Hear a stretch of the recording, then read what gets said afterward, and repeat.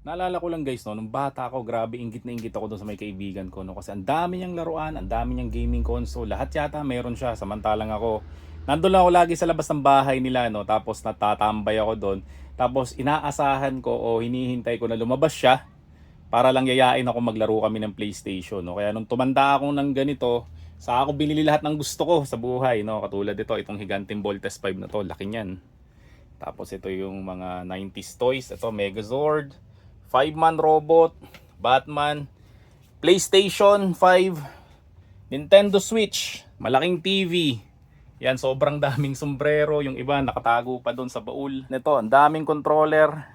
Yan, may Xbox One pa ako.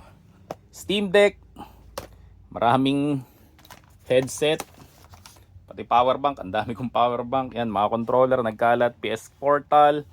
Then ito, AYN Odin. Tapos nung nag-aaral ako, inggit na inggit ako doon sa mga kaklase ko kasi dami niyang sapatos, bawat iba-ibang kulay niya ng damit, yun rin yung kulay ng sapatos niya. Yan, so dami ko ring sapatos. Daming Funko dito. Yan, ito Batman. Then syempre yan, mga Gundam. Ang dami rin nating Gundam. Yan. Sombrero. Grabe. Yan, daming controller. Tapos sa baba, meron pa akong gaming laptop, yung Lenovo Legion Go ko nasa hiraman. So, hindi naman lahat yan nagagamit ko. No, hindi naman lahat yan nagagamit ko kasi yung iba dyan binibili ko lang, no, impulsive buying lang talaga. Kasi nga, ang dami kong frustration ng bata ako, hindi ko nabibili hanggang sa, yun nga, natayo namin yung the printing shop. Tapos kumita kita.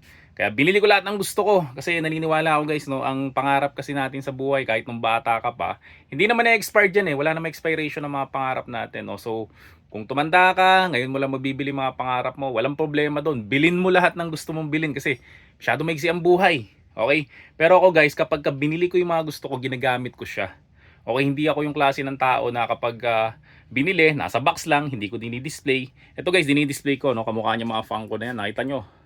Nakalabas siya sa box. Yung mga nasa taas hindi siya nakalabas sa box kasi wala na akong mapwestuhan.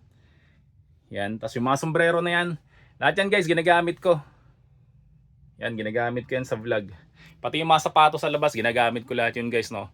Kasi nga, yung napanood ko yung vlog ni Sir Bitoy na sinabi niya na malay mo bukas wala ka na, hindi mo pa nagamit yung mga gamit mo na yun. So lahat yan guys ginagamit ko, walang nasasayang dyan.